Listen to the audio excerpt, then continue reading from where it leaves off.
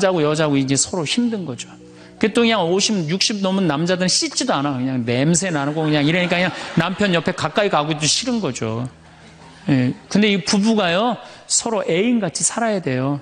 우리 자매님들 자기를 애인같이 꾸며야 돼요. 그래갖고 언제든지 집에서도 깔끔하고 예쁘게 차려입으면 남자가 기분이 좋잖아요. 집도 좀 화분도 좀 예쁜 거 좀 해놓고 여행도 좀 다니고 둘이 공연도 좀 가고 극장도 좀 보러 다니고 이래야지 그냥 사는 맛도 나고 사는 멋도 날 거 아니에요. 근데 우리나라 남자들이 얼마나 말을 못하냐면 이게 진짜로 있었던 일이에요. 65살 먹은 형제님이 꿈을 잘 꾼 거야. 그래갖고 로또를 산 거야, 금요일 날. 그래갖고 그냥 가슴이 부풀은 거야. 그냥 부인한테 막 자랑을 한 거야. 내가 꿈을 꿨는데 이번 된다. 그리고 보통 꿈이 아니다. 막 돼지가 막 수천 마리 왔다 갔다 한 꿈을 꿨는지. 그래갖고 그냥 막 들떠 있는 거야. 그러니까 부인이 콧소리로 한마디 한 거야. 여보, 그 로또 되면 당신 그 돈 뭐 할 거야? 그랬더니 남자가 정색을 하고 그러더래요. 내가 이 로또 되면은 온 세상 사람한테 다 나눠줘도 당신한테는 한 푼도 안 줄 거야.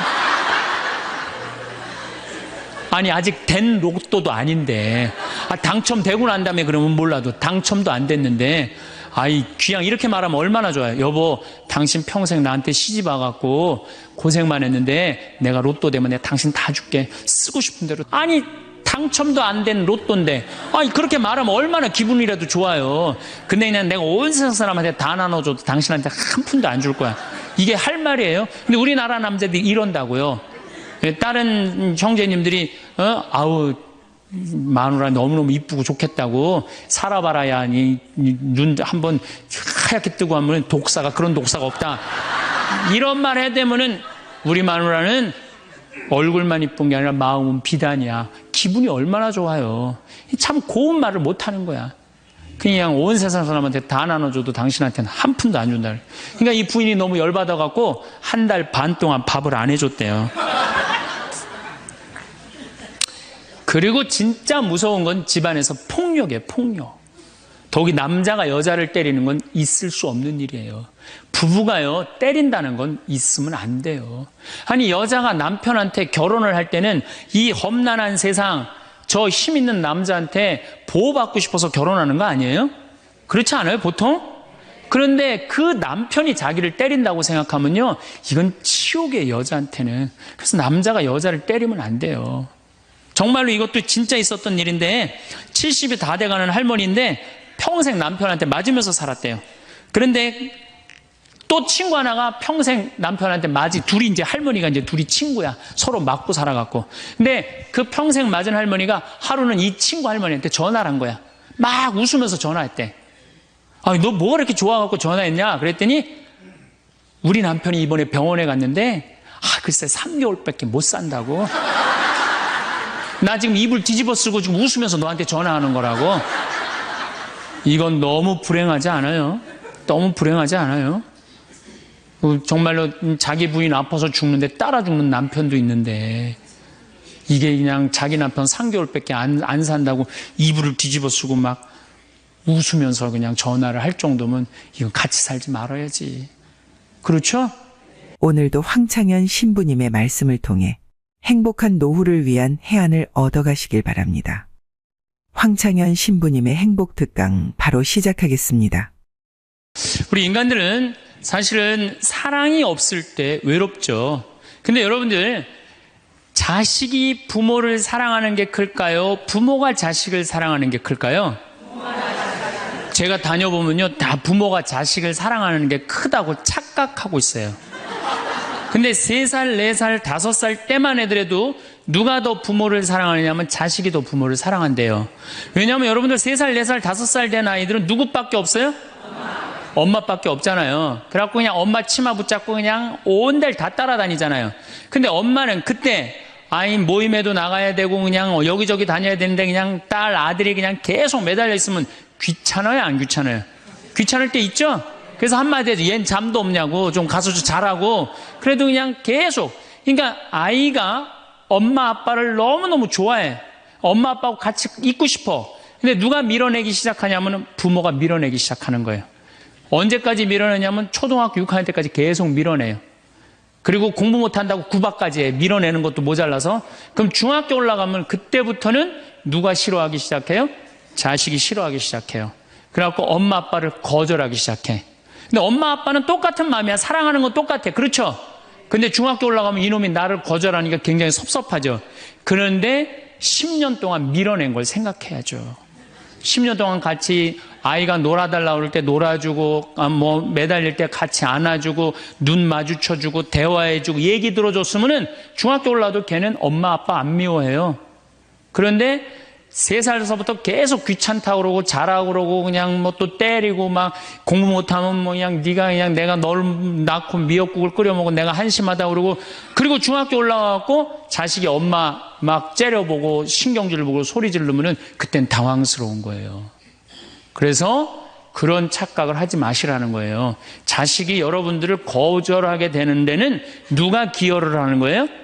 여러분들이 기여를 하는 거예요. 제가 신학교 때 부제 때 매스컴 세미나라는 걸 했는데 그때 어떤 자매가 와갖고 정말 내 눈물을 찔끔 나게 하는 강의를 한 적이 있어요. 이 자매가 아들이 셋 있었대요. 근데 아들이 셋 있는 집은 항상 둘째가 문제예요. 첫째는 첫째라고 잘해주고 막내는 막내라고 잘해주죠. 그렇죠? 둘째는 항상 소외의식을 느껴요. 항상 피해의식을 느낀다고요.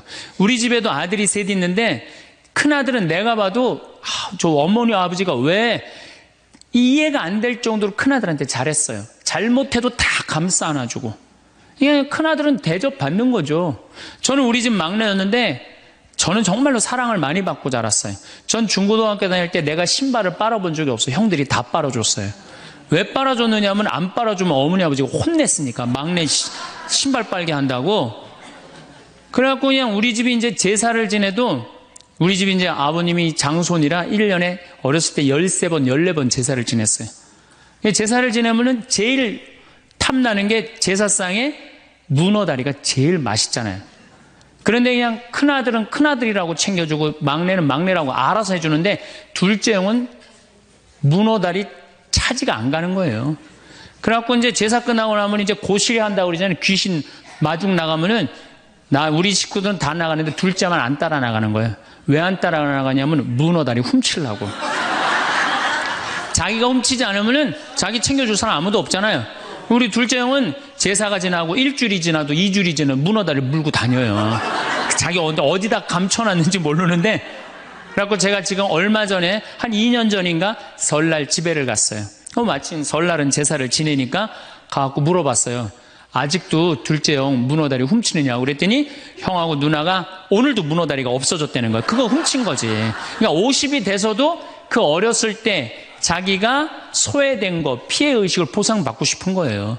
이 집에 이제 아들이 이제 중학교 3학년, 초등학교 6학년, 초등학교 3학년 세 아이가 있었대요. 근데 마침 그날은 초등학교 6학년 둘째 아들만 집에 있었대요. 그래서 이 자매님이 남편한테 여보, 둘째 아이 좀 데리고 목욕탕에 들어가서 목욕 좀 시키라고. 그래갖고 뭐 아빠도 뭐 집에 있으니까 둘째 아들 이제 목욕을 시킨다고 목욕탕에 이제 들어갔대요. 근데 5분이 지났는데 남편이 얼굴이 새빨개져갖고 막 뛰쳐나왔대. 옷도 제대로 안 입고. 당신 왜 애 목욕 시키라고 했더니 왜 뛰쳐나오냐? 당신 먼저. 여보, 내가 목욕을 하러 들어갔는데 저놈이 이상한 말을 한다는 거예요. 그래서 무슨 말을 하느냐고. 아니 나도 벗고 이제 자기도 이제 둘째 아들도 옷을 벗었는데 딱 옷을 벗었는데 둘째 아들이 눈을 똑바로 뜨고 아버지한테 그러더래요. 아버지도 벗고 나도 벗었으니까 우리 남자 대 남자로 아무것도 안 걸쳤으니까 솔직하게 말 좀 해보자고. 그래서 이놈아 무슨 얘기를 하느냐. 아니 초등학교 6학년 놈이 딱 빨개 벗고 아버지도 벗고 나도 벗었으니까 우리 솔직하게 얘기 좀 해보자고. 그러니까 얼마나 당황스러워요. 그래서 무슨 얘기냐 그랬더니 아버지는 날 정말로 사랑하는 거냐.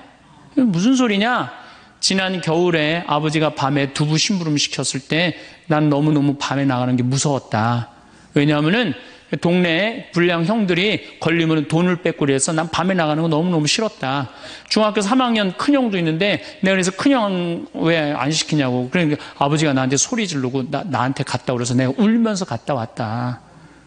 내가 그렇게 무서운데 얼마나 내가 서러웠는지 알았느냐. 그 아버지 나 사랑하는 거냐. 내가 그렇게 마음고생하는 걸 아냐. 뭐 아버지 할 말 없지. 또 아니, 내가 구두 닦았을 땐 한 번도 칭찬도 안 하는데 막내가 아버지 구두 닦으면 그렇게 좋아하고 칭찬하고 500원도 주고 그러는데 왜 나는 한 번도 그런 적이 없느냐. 그리고 우리 아들 셋이서 인사할 때 잘 다녀오시라고 그럴 때 내 머리 쓰다듬은 좀 있냐. 한 번도 없다. 막내 머리만 쓰다듬어 줬지. 날 사랑하는 거냐. 아들이 그냥 그렇게 물어보는 거예요. 당황스러운 거죠. 부모는 항상 세 아들 다 사랑한다고 그러지만은 자식이 느끼는 건 너무너무 섭섭했던 거죠. 그래서 이 아빠가 너무너무 당황스러워갖고 그랬대요. 나는 너를 너무 믿었기 때문에 심부름도 시킨 거고, 난 너를 너무너무 믿었기 때문에 막내 어리니까 이렇게 한 거지. 난 이 셋 중에 너를 너무너무 사랑한다. 그리고 너무 당황스러워서 그냥 옷도 그냥 대충 입고 뛰쳐나온 거예요. 그 자리에서 너무 있기 미안해갖고. 그래갖고 제가 어떻게 하나 보라고 그랬더니 문을 빼꼼히 열고 보니까 아들이 눈에는 눈물이 뚝뚝뚝 떨어지는데 입에는 미소가 있더라는 거예요. 아빠가 날 사랑한다고 그러니까. 그러니까 누가 사랑하는 게 커요? 자식이 부모 사랑하는 게 큰 거예요. 그 사랑을 부모가 까먹고 자꾸 자식한테 못되게 하는 거죠. 그래서 여러분들 정말로 우리가 부모라는 게 중요해요. 아버지가 없는 자식들은 참 힘들어요. 아버지가 없는 자식들은.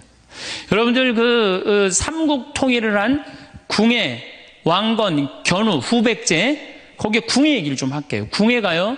뭐 역사적으로 뭐 확실하진 않지만 47대나 48대 경문왕 아들이었대요.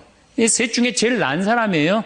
왕건은 귀족 아들이고 견우는 평민 아들이야. 근데 궁예는 왕의 아들이었어요. 근데 아버지 없이 자랍니다. 아버지 없이 자라요. 아버지 없이 자라는 사람들은요, 심리학자들이 얘기를 하기에 1살서부터 3살 때까지 가장 중요하대요. 이때 아버지 엄마가 안아주고 뽀뽀해주고 엄마 아빠라고 그럴 때 격려해주고 기저귀 갈아주고 이럴 때 아이들은 뭐가 생기느냐 하면 신뢰심이 생긴대요. 세상은 믿을 만한 데다. 그리고 그냥 아이가 막 걸을 때 옆에서 박수 쳐주고 걸음 뛸 때 그럼 아이들이요, 그 굉장히 심리적으로 안정감을 준다는 거예요.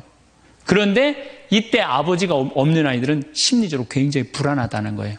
여러분들, 이 아빠가 아이들 이 목마 태워주면은 애들 좋아해요, 안 좋아해요?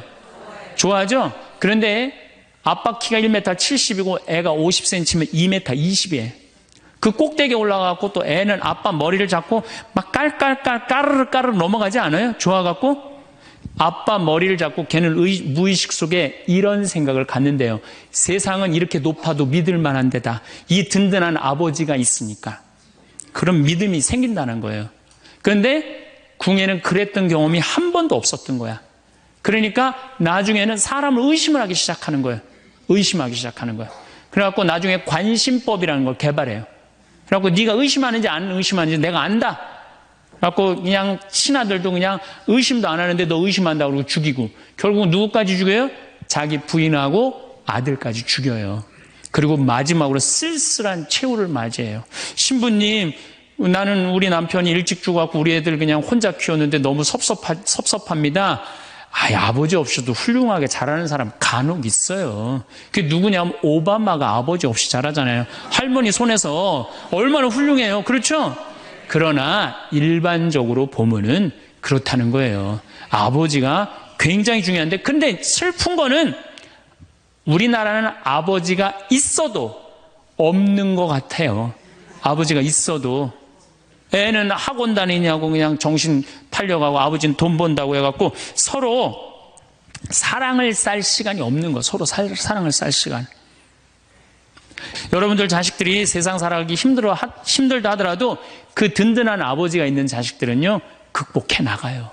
든든한 아버지가 있는 자식들은. 또 요한복음 17장 하느님 아버지와 얼마나 깊은 사랑으로 묶여 있는지 잘 보여주는 구절이 있어요.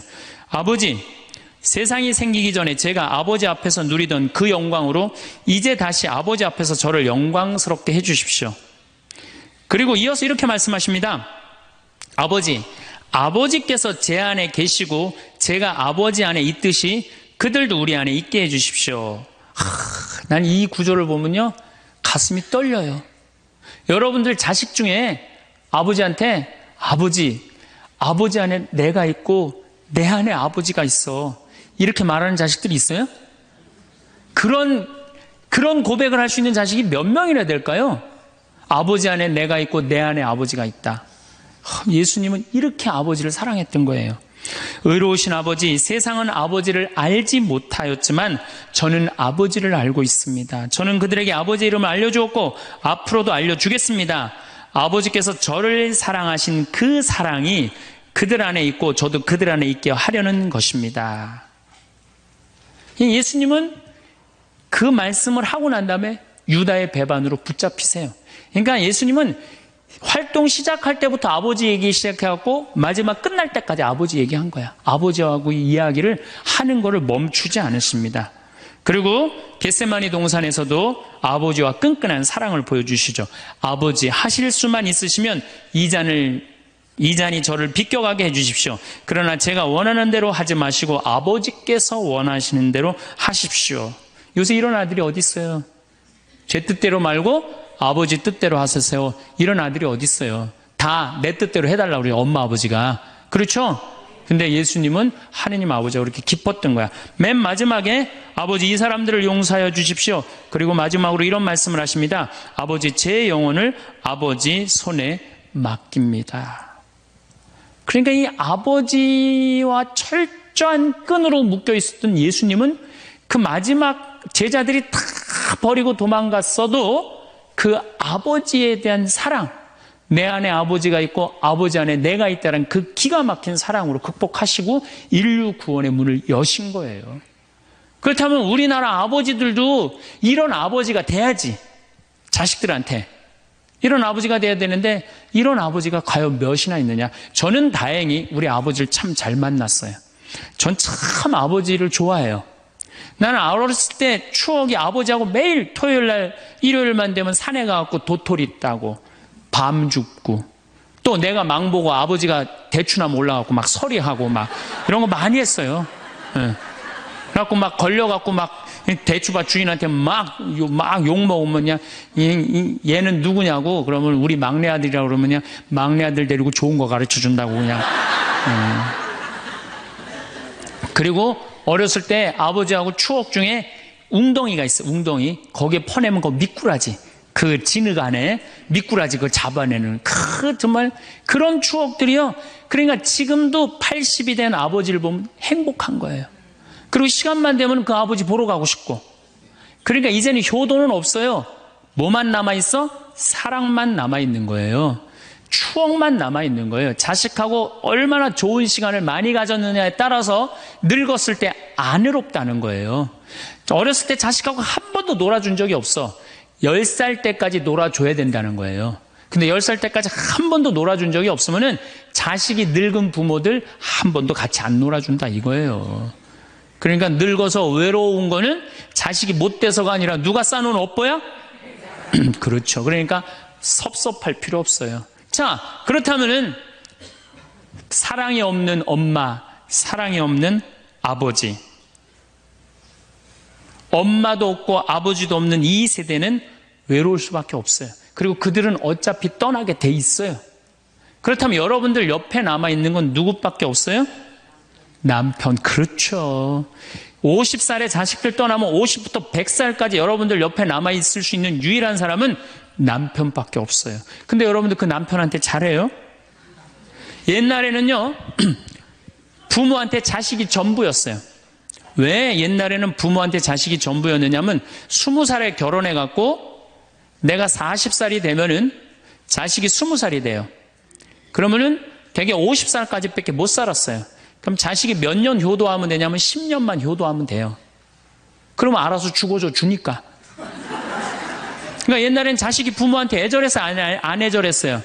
애절했어요. 그리고 20살 먹은 아들이 왜 50살 먹은 부모한테 죽지 말라고 왜 그렇게 손가락 깨물어서 입에 단지해주고 허벅지 살 잘라갖고 울며 불며 죽지 말라고 그랬을까요?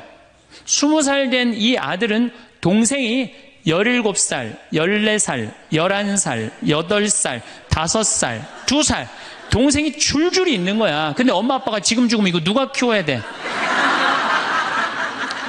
자기가 키워야 되니까 죽지 말라고 그러는 거예요. 죽어도 이거 누구까지 다 키우고 죽어? 막내까지 키우고 죽어라 이거야. 근데 만약에 우리 엄마 아버지가 막내까지 다 키웠다, 그럼 엄마 아버지 나이가 60이 되는 거예요.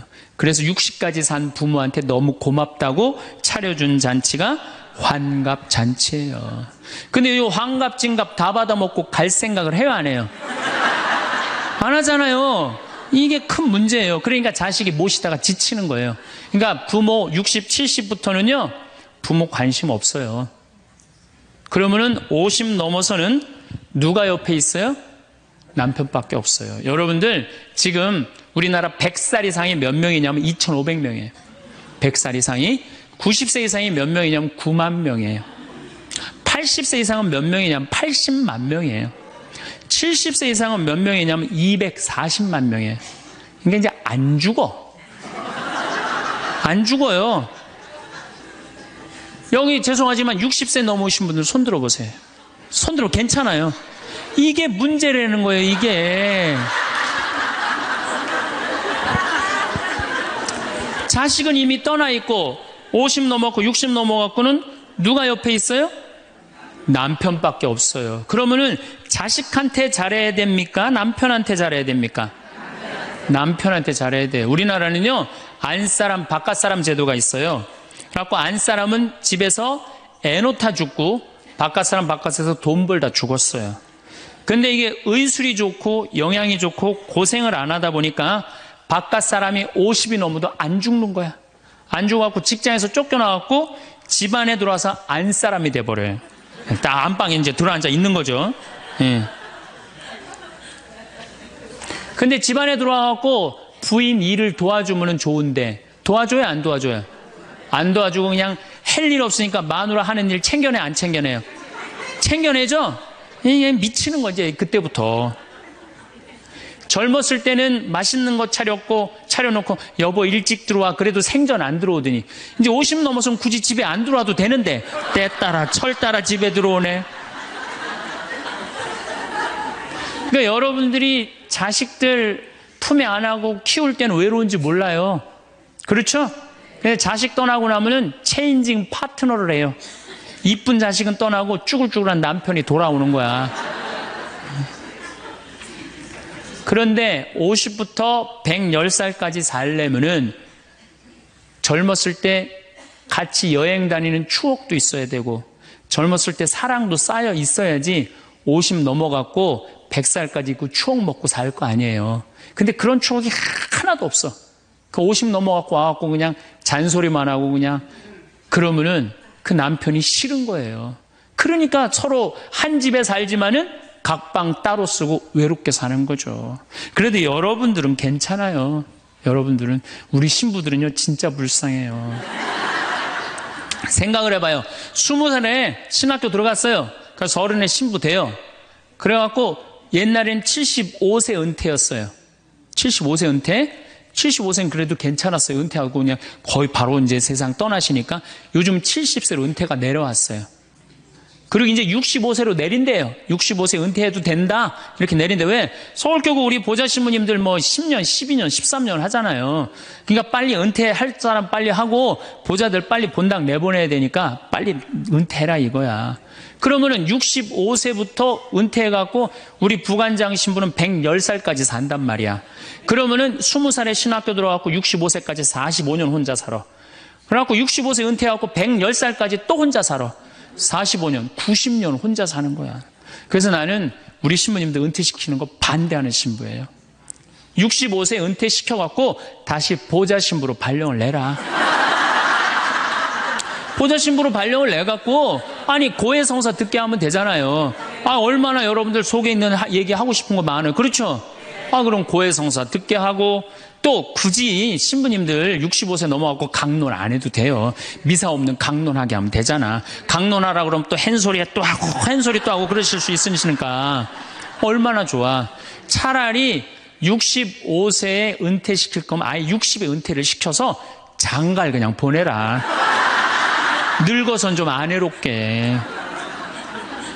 농담이에요, 농담. 우리보다는 여러분들이 훨씬 덜 외롭다는 거예요. 그렇지 않아요? 여러분들 남편도 있고 자식도 있고 손자도 있잖아요. 그러면 그 소중한 사람들한테 사랑하면서 살아야지. 우린 사랑할 사람도 없는데 여러분 사랑할 사람이 있잖아요. 그럼 조금만 내가 잘하면 되는데 그게 안 되는 거예요. 우리나라 여자들이요. 이 세상이 너무너무 여자 살기 좋은 세상이 돼갖고 여자들이 지금 뭐가 뭔지도 모르고 살아요. 집에서 남편들, 여러분들 남편들이 200만 원, 300만 원 벌어갖고 돈 갖다 주잖아요. 여러분들 길 지나가다 보면은 여러분들 10,000원 주는 사람 있어요? 지나가는 남자가? 없죠? 남편은 200만 원, 300만 원 한 달 뼈 빠지게 갖고 갖다 주잖아요. 그럼 잘해줘야 될 거 아니야. 그렇지 않아요? 그것도 1, 2년 갖다 준 것도 아니고 20년, 30년 갖다 줬으면 잘해줘야 될 거 아니야. 근데 집에서 그런 기가 막힌 남편 왕대접 해줘요? 개 다음으로 대접은 개 다음으로. 집에 마누라 자식 먹여 살린다고 이마가 땅바닥에 닿도록 인사하고 다니는 거예요. 여러분들 남편들 나가면 그래요.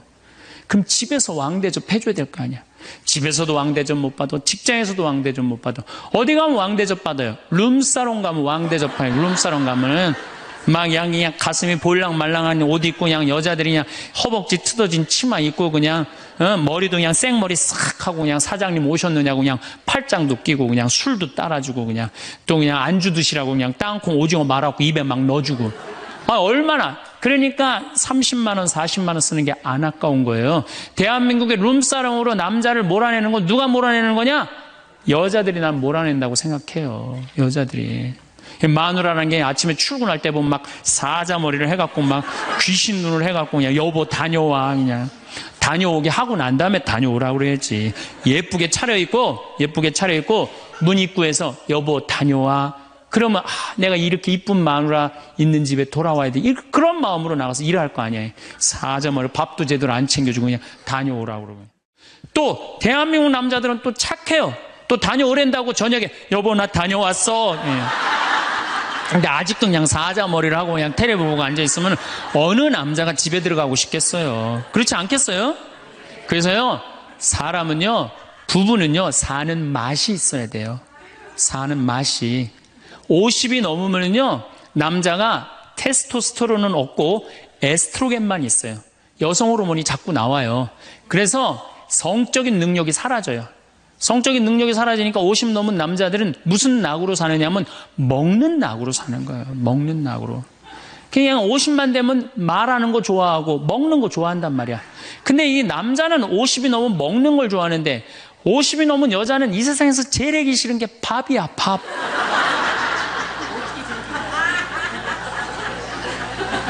그러니까 그냥 둘이 사는데 왜 김치찌개를 끓여도 한솥 끓여. 그냥 하기 싫으니까 귀찮으니까 한솥 끓여갖고 그냥 다음날 아침에 그냥 그거 졸여갖고 아침상에 올려놓고 그냥 저녁엔 또 오늘같이 하루 피정하고 저녁에 이제 여보 나 저녁 집에 가서 먹을게 그러면 또 그거 볶아갖고 저녁상에 또 올려놓고 좀 회도 떠갖고 예? 여기 가깝잖아요. 회시장 가갖고 우럭 회 맛있잖아요. 매운탕도 떠갖고 소주도 한 병 사고 그래갖고 그냥 허벅지 트어진 치마 이브닝 드레스도 하나 딱 입고 저녁에 남편 들어오면 여보 이거 내가 한 거야 딱 술 따라주면 남자가 얼마나 살맛이 나요. 사는 맛 나지 않겠어요? 네, 좀 신선로도 좀 해갖고 탁 하고 짜장면도 좀 만들어주고 베트남 국수도 좀 해서 주고 요즘 뭐 또 순대 또 그냥 유명한 데 많잖아요. 전화하면 택배로 다 보내주잖아요. 순대도 탁 썰어갖고 그냥 간 썰어갖고 그냥 소주 한 잔 탁 하고 신부님 무슨 돈으로 그런 걸 합니까? 애 휴학시키고 자식은 무슨 자식이야. 지금 누구밖에 없어요? 부부밖에 없어요. 애 휴학시키고 그렇게 하세요.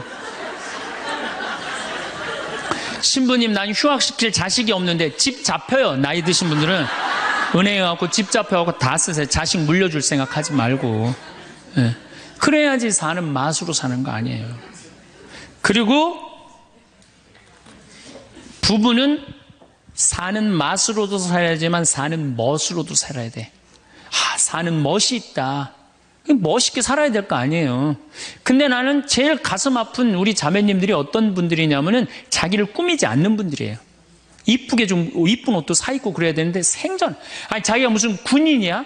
집에 있어도 파마를 해도 꼭 철모 뒤집어 쓴 거 딱 1년 내내 풀어지지도 않는 거 쓰고 앉아갖고 그냥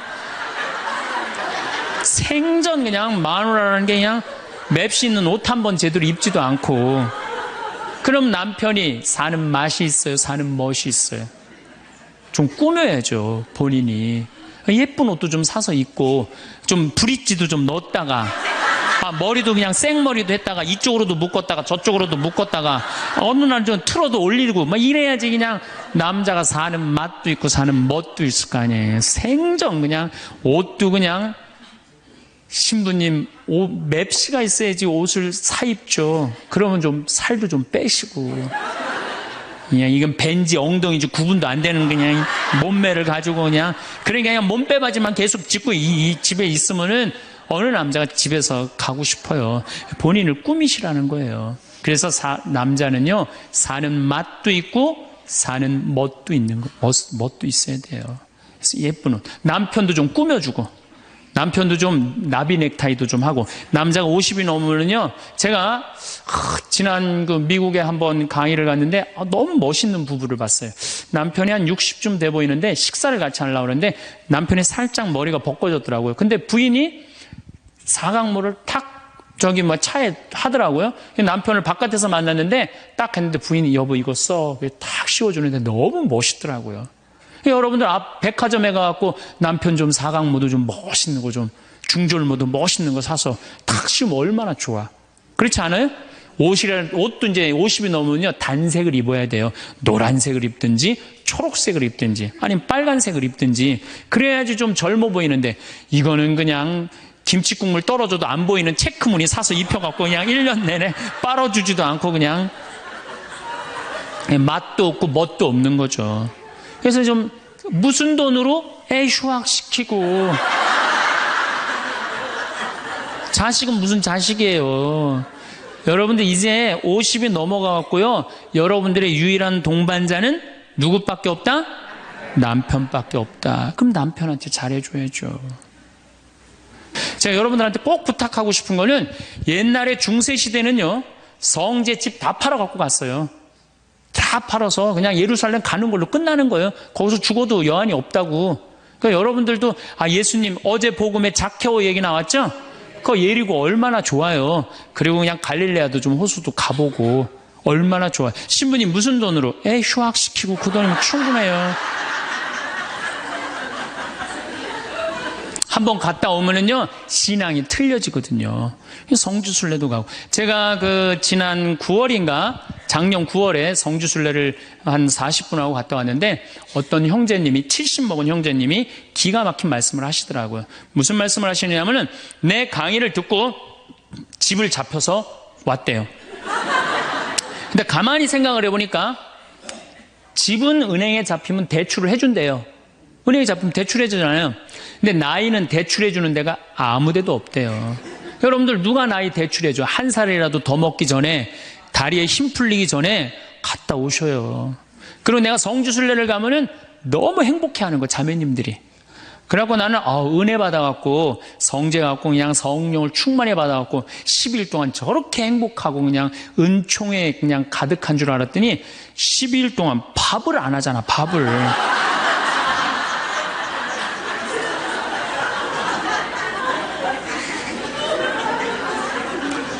남편 부부는 맛도 있고 멋도 있어야 되지만 기도 살려줘야 돼. 남편 기도 살려줘야 돼요. 50이 넘어가고 남편 기 살려줄 사람이 직장에서 기가 살겠어요? 사회에서 기가 살겠어요? 본인이 기가 살겠어요? 유일하게 기 살려줄 수 있는 사람은 누구밖에 없어요? 부인밖에 없어요. 부부가 50이 넘으면요 자식들 떠나고 둘만 덩그랗게 집에 남아서 50년을 같이 살아야 돼요. 말을 정말로 남편 즐거운 말, 남편 좋은 말, 우리 남편 아직도 알통 튼튼하다. 우리 남편 아직도 어깨가 그냥 대유평 평야 같다. 이런 말 해주는 게 중요한 거예요. 그런데 그냥 말을 진짜 못해. 내가 2000년 역사상 말 진짜 못하는 놈 한 놈 알고 있어요.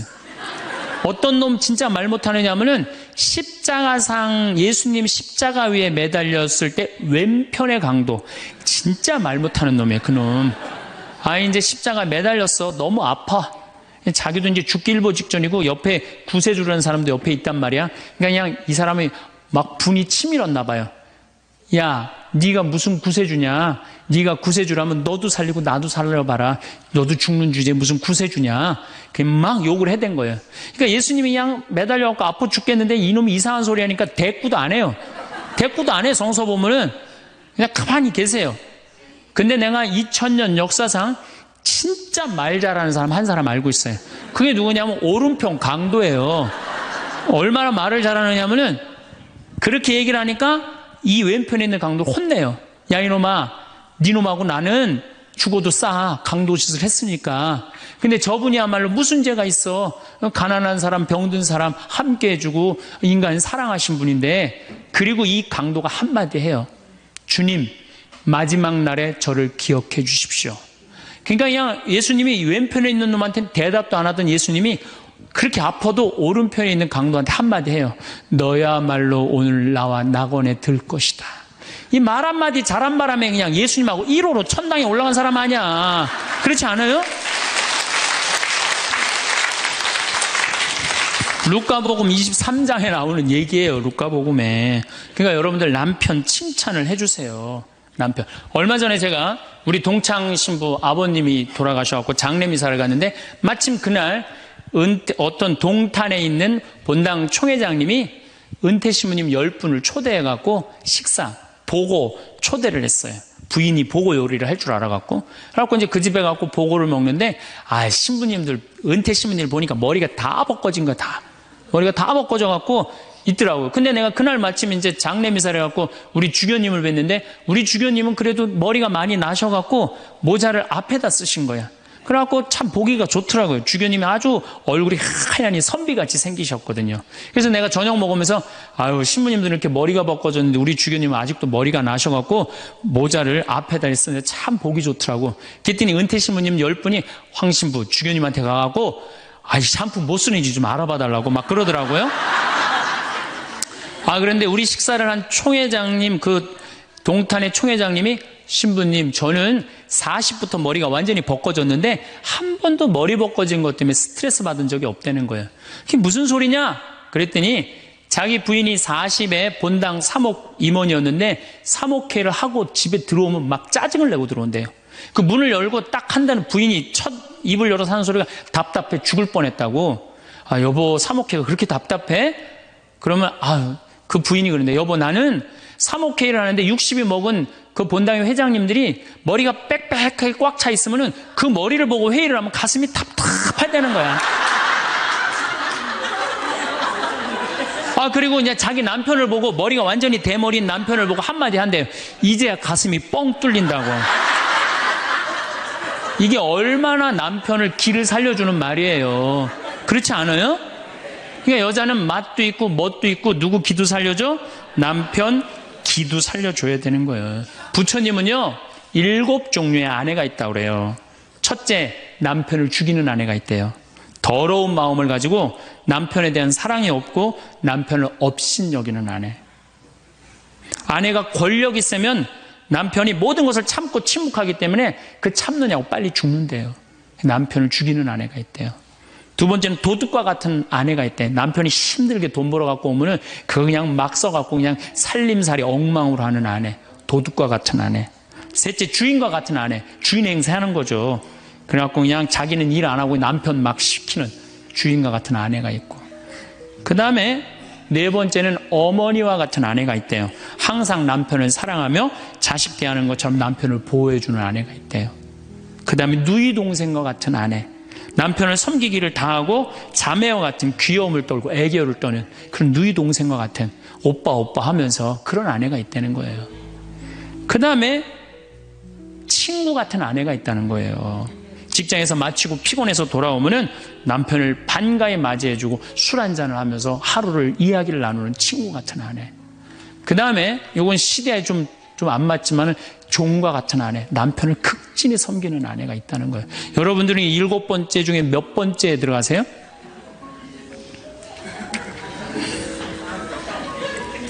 아무것도 아니에요? 이 7번째 아무것도 아니면 큰일인데. 근데 우리나라 남자들도 문제예요. 사실은 이 부인한테 참 잘해야 되거든요. 자기 믿고 따라온 사람이 얼마나 귀하게 해야 돼. 근데 우리나라 남자들 참 부인한테 말 못해요. 정말 이쁘다고 말 한마디 해주면 얼마나 좋아. 여자는요 1년 365일 365가지 방법으로 이쁘다는 소리를 듣고 싶어 한대요. 오늘같이 이렇게 태양이 찬란한 날은 여보 저 찬란한 태양처럼 당신 오늘 너무 이뻐. 그리고 비가 촉촉하게 오면 여보 당신 촉촉한 비처럼 이뻐. 이제 어떤 방법을 써서라도 이쁘다는 말하면 여자는 행복하다는 거예요. 그리고 요리를 해주면 맛있다고 먹으면은 김치찌개 이렇게 맛있는 김치찌개 먹을 수 있는 사람은 세상은 나 하나밖에 없다고. 이렇게 정말로 이런 말을 해줘야 되는데 생전 뭐 맛있다 맛없다 그런 말 안 하면은 여자가 밥할 맛 나겠어요? 안 나죠? 그럼요. 그리고 한 30년 밥 얻어먹었으면 이제 설거지는 해야지. 그렇게 얻어먹었으면 설거지는 해야지. 양심 있는 거 아니야? 그렇지 않아요? 여자는 언제 행복하냐면 남편이 자기 살림을 도와줄 때 행복하다고 그러더라고요. 내 얘기를 듣고 어떤 형제님이 17년 동안 설거지할 생각을 한 번도 안 했대. 17년 동안. 그래갖고 이제 내 얘기를 듣고 이제 자기도 이제 해봐야 되겠다. 그렇게 생각을 하고 저녁에 여보 당신 반찬 하냐고 애쓰고 밥 하냐고 애썼으니까 내가 설거지 해줄게. 앉아서 텔레비 봐. 그랬더니 부인이 그러더래요. 2번 청소하게 하지 말고 설거지하게 하지 말고 그냥 가만히 있으라고 그러더래요. 그래서 이 남편이 그랬대요. 아니야 내가 오늘 해보고 싶어서 그래. 그리고 설거지를 했대요. 그리고 이제 그 형제는 미사해설하러 성당에 갔는데 메시지가 왔대요. 여보 나는 오늘 당신이 한 설거지 지금 다시 하고 있어. 하지만은 오늘처럼 행복한 날은 없어. 17년 결혼 생활 중에 오늘처럼 행복한 날은 없어. 고마워. 내 살림살이를 도와줘서. 그 메시지를 형제님이 나한테 보냈어요. 신부님 요 조그만 거 이렇게 행복할 수 있는데 내가 왜 이제까지 안 했는지 모르겠다고. 그러니까 우리 정말 부인한테 정말로 자매님들한테 서비스 해줘야 돼. 이제는 서로를 사랑해야 돼요. 서로를 사랑하고 아껴줘야 돼요. 그러니까 여러분들 남편한테 잘하세요. 또 여기 있는 우리 형제님들 누구한테 잘해요? 그래도 나이 먹어갖고요. 여러분들 지금 신부님 난 도저히 우리 남편하고 못 살 거예요. 지금 바꿔봐야 거기서 거기에요. 지금 바꿔봐야. 자, 남자하고 여자하고 얼마나 서로를 이해를 못하느냐 하면은 남자는 하루에 2,000마디만 하면은 말 끝난대요. 근데 여자는 하루에 6,000마디를 해야 된대요. 그러니까 여자가 훨씬 말이 많은 거죠. 남자는 직장에 갔다 오면 할 말 끝난 거예요. 집에 할 말이 아무것도 없는 2,000마디 이미 다 했는데 할 말. 남자로 사람으로서 할 말 끝났는데 뉴욕의 게리 머카스라는 교수가 이 통계를 냈어요. 그래갖고 여자는 이제 남자가 이제 남편이 이제 집에 들어올 때만 기다리는 거야. 뭐 이웃집 아줌마 얘기도 하고 싶고 본당시 뭐 욕도 하고 싶고 막 그래갖고 기다리고 있는데 남편이 들어와갖고 여보 그 집 남편은 그렇게 힘들게 돈을 버는데 여자는 맨날 찜질방 다니고 그냥 링크코트 입고 다니고 정신 나간 여자라고. 그럼 남편은 할 얘기가 없는 거야. 쓸데없는 소리 하지 말고 밥이나 내놓으라고. 그럼 여자는 미치는 거예요. 진짜 괜찮은 남자들은 어떤 남자들이냐면은 그래 여보? 그럼 안 되지. 부인이 살림을 잘 살아야지. 남자가 그렇게 고생을 하는데 추임새를 넣어주고 속으로 외우세요. 500마디, 1000마디, 2000마디. 그래갖고 딱 속으로 4000마디 딱 끝나면 여보 이제 자자. 이래야지 이 남자는 후환이 없는 남편이에요. 여자 말을 들어줘야 돼요. 그래서 남자하고 여자하고 틀린 점이 이거야. 반대로 우리 자매님들은 여자는 흥분을 하면 5분이면 흥분이 끝난대요. 그래갖고 막 장보러 들어와갖고 막 욕을 5분만 하면은 아무 일도 없었던 듯이 부엌에 들어가갖고 콩나물도 따고 멸치 대가리도 딴대요. 아무 일도 없었던 듯이. 근데 남자는 5분 동안 바가지 긁을 동안 가만히 있는데요. 5분 지나면 그때부터 승질이 나기 시작한대. 근데 남자는 한번 승질이 나면 최소한 30분은 성질을 내야 된대. 그래갖고 5분 지나고 나가고 이제 그때부터 이제 여자는 마음이 착 가라앉은 상태에서 저녁 준비를 하는데 그때부터 남자는 이제 거실에서 소리 지르는 거야. 내가 말이야 뭘 잘못했다고 네가 맨날 그러냐고 막 소리 지르면 마음이 가라앉은 여자가 나와서 남자 불을 질러요. 속에다가 뭐라고 그러냐면 당신은 말만 하면 이렇게 성질을 내고 그러느냐고. 자기는 이미 다 흥분 가라앉은 상태에서 막 승질내는 남편한테 불은 자기가 질러놓고. 그러면 안 된다는 얘기죠. 30분 동안 길길이 뛰게 놔두란 얘기예요. 승질을 건드려 놨으면은. 어쨌든 우리가 이 인생을 외롭게 살고 싶지 않다면은 부부가 사랑하는 수밖에 없어요. 그래야만이 우리 인생이 풍요로워요. 더욱이 여러분들 노년 50년, 60년 부부밖에 없어요. 훈련하면 된대요. 그 부부 사랑 훈련하는 그 많은 책자를 읽어보면요. 그 서로 훈련이 안 돼 있어서 그렇지 훈련하면 서로 사랑한대요. 그리고 외롭지 않다는 거예요. 우리 인간들은 사실은 사랑이 없을 때 외롭죠. 근데 여러분들 자식이 부모를 사랑하는 게 클까요? 부모가 자식을 사랑하는 게 클까요? 제가 다녀보면요. 다 부모가 자식을 사랑하는 게 크다고 착각하고 있어요. 근데 3살, 4살, 5살 때만 해더라도 누가 더 부모를 사랑하느냐면 자식이 더 부모를 사랑한대요. 왜냐하면 여러분들 3살, 4살, 5살 된 아이들은 누구밖에 없어요? 엄마밖에 없잖아요. 그래갖고 그냥 엄마 치마 붙잡고 그냥 온 데를 다 따라다니잖아요. 근데 엄마는 그때 아이 모임에도 나가야 되고 그냥 여기저기 다녀야 되는데 그냥 딸, 아들이 그냥 계속 매달려 있으면 귀찮아요, 안 귀찮아요? 귀찮을 때 있죠? 그래서 한마디 해도 얜 잠도 없냐고 좀 가서 좀 잘하고 그래도 그냥 계속 그러니까 아이가 엄마 아빠를 너무너무 좋아해. 엄마 아빠하고 같이 있고 싶어. 근데 누가 밀어내기 시작하냐면 부모가 밀어내기 시작하는 거예요.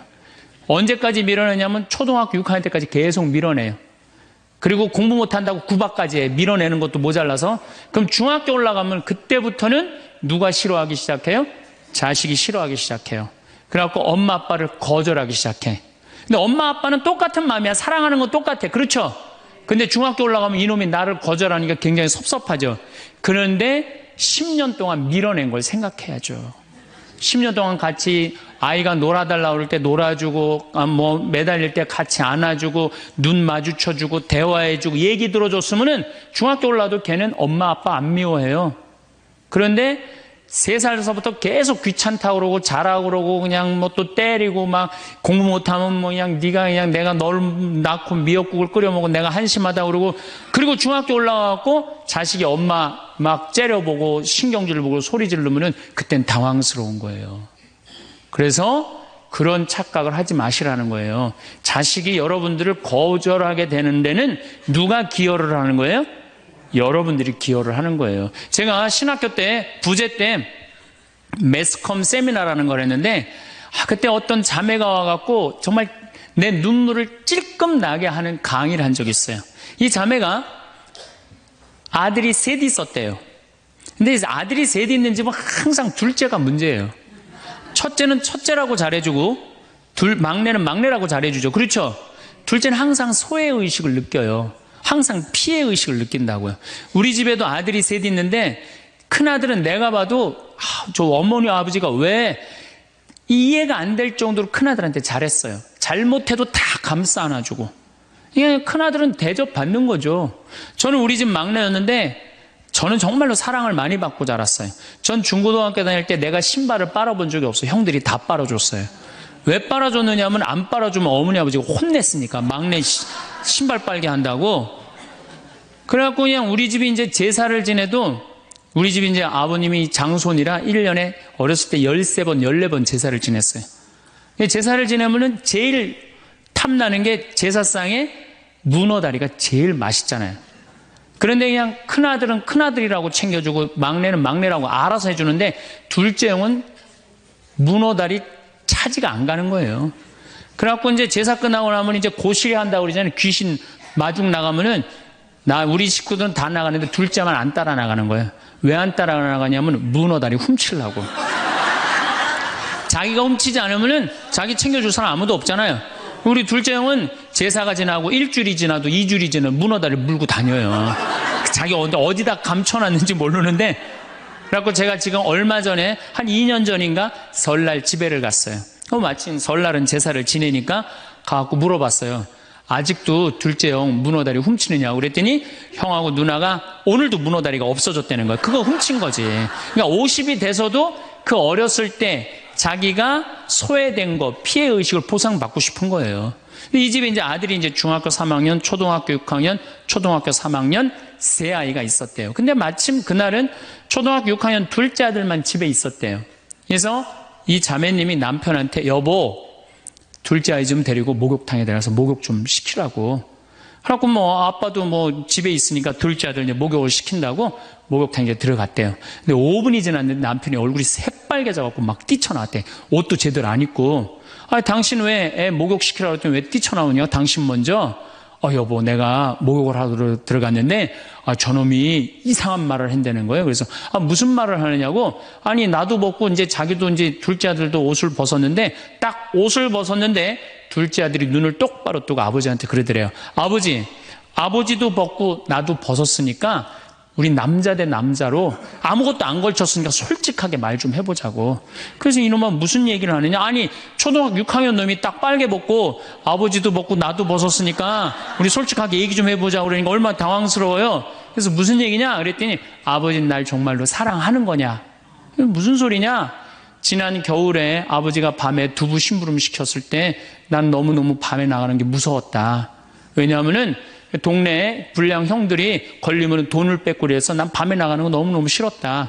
중학교 3학년 큰형도 있는데 내가 그래서 큰형 왜 안 시키냐고. 그러니까 아버지가 나한테 소리 지르고 나한테 갔다 그래서 내가 울면서 갔다 왔다. 내가 그렇게 무서운데 얼마나 내가 서러웠는지 알았느냐. 그 아버지 나 사랑하는 거냐. 내가 그렇게 마음고생하는 걸 아냐. 뭐 아버지 할 말 없지. 또 아니 내가 구두 닦았을 땐 한 번도 칭찬도 안 하는데 막내가 아버지 구두 닦으면 그렇게 좋아하고 칭찬하고 500원도 주고 그러는데 왜 나는 한 번도 그런 적이 없느냐. 그리고 우리 아들 셋이서 인사할 때 잘 다녀오시라고 그럴 때 내 머리 쓰다듬은 좀 있냐. 한 번도 없다. 막내 머리만 쓰다듬어 줬지. 날 사랑하는 거냐. 아들이 그냥 그렇게 물어보는 거예요. 당황스러운 거죠. 부모는 항상 세 아들 다 사랑한다고 그러지만은 자식이 느끼는 건 너무너무 섭섭했던 거죠. 그래서 이 아빠가 너무너무 당황스러워갖고 그랬대요. 나는 너를 너무 믿었기 때문에 심부름도 시킨 거고 난 너를 너무너무 믿었기 때문에 막내 어리니까 이렇게 한 거지. 난 이 셋 중에 너를 너무너무 사랑한다. 그리고 너무 당황스러워서 그냥 옷도 그냥 대충 입고 뛰쳐나온 거예요. 그 자리에서 너무 있기 미안해갖고. 그래갖고 제가 어떻게 하나 보라고 그랬더니 문을 빼꼼히 열고 보니까 아들이 눈에는 눈물이 뚝뚝뚝 떨어지는데 입에는 미소가 있더라는 거예요. 아빠가 날 사랑한다고 그러니까. 그러니까 누가 사랑하는 게 커요? 자식이 부모 사랑하는 게 큰 거예요.